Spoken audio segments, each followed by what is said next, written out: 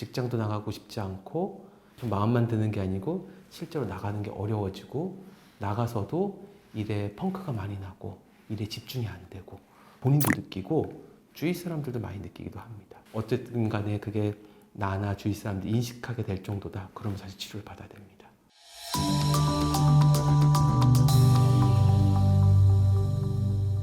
안녕하세요. 고려대학교 안암병원 정신건강의학과에 근무 중인 한규만입니다.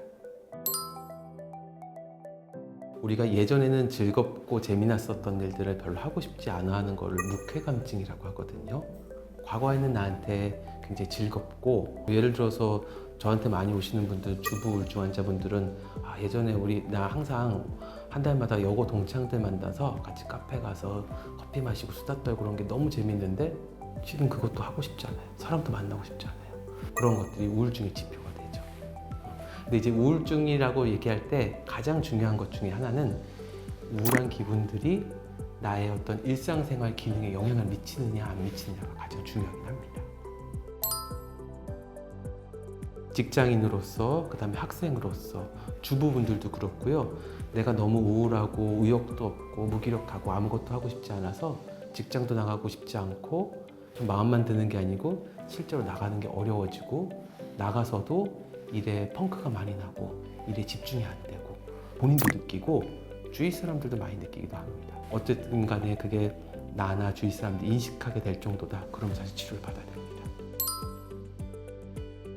생물학적인 요인들도 영향을 미치고요. 심리적인 요인, 또 사회적인 요인 이 세 가지로 볼 수가 있습니다. 그래서 생물학적인 요인은 크게 봤을 때 유전적인 요인들이 많이 차지합니다. 우울증 발생을 유전과 환경의 두 부분으로 나눴을 때 40% 정도가 유전적인 어떤 체질적인 요인이 있고 60%가 환경적인 요인이 있다고 보거든요. 그런 이 유전적인 요인이 우리 뇌의 신경전달 물질들, 세로토닌이나 노르에피네프린, 도파민 같은 그런 신경전달 물질에 영향도 미치고 우리 감정을 조절하는 데 영향을 미치는 여러 뇌 신경회로의 기능이나 구조에도 영향을 미칩니다. 시간 생물학적인 요인들, 우리 일주일이 리듬이 깨지고 계절이 변동이 되고 그러면서 느끼는 측면들도 있고요. 다양한 어떤 생물학적인 요인이 영향을 미치고 심리적인 요인들은 또 굉장히 많습니다. 주된 거는 이제 우울증이 생기게 되면은 나는 굉장히 못난 사람이고 무가치하고 그다음에 세상은 희망이 없고 위험하고 인지적인 왜곡 같은 것도 발생하거든요.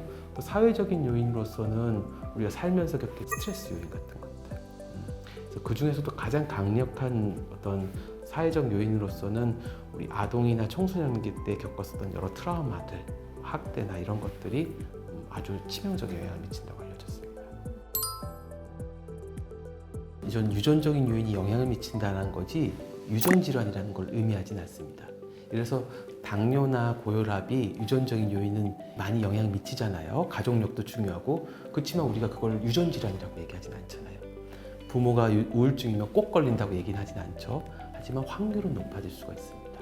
유전 환경이 서로 상호작용을 합니다. 예를 들어서 유전적인 소인이 우울증에 잘 걸릴 만한 소인을 갖고 태어나신 분이 여러 환경적인 힘든 일을 겪게 되면은 우울증에 걸리게 되죠.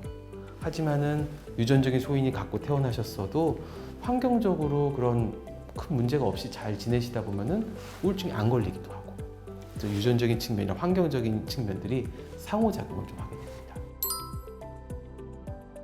일반적으로 계절성 우울증이라고 할 때는 늦가을서부터 겨울까지 우리 북반구를 기준으로 해서 일조량이 낮아지는 시점이죠. 그때가 계절성 우울증이 많이 생깁니다. 햇볕을 적게 쬐게 되면서 비타민 D 합성도 줄어들고 세로토닌 합성도 줄어들고 하면서 우울하고 무기력하고 자꾸 잠만 자고 싶고 약간 탄수화물 같이 단 것들은 더 많이 땡기고 그런 양상의 우울증들, 어떤 분들은 이게 조금 봄철까지 늦게까지 이어지기도 합니다. 그래서 봄철에도 그렇게 우울증이 나타나시는 분들도 있고요. 이런 또 생물학적인 측면 외에도요, 봄이 주는 어떤 심리학적인 그런 요인들이 있습니다.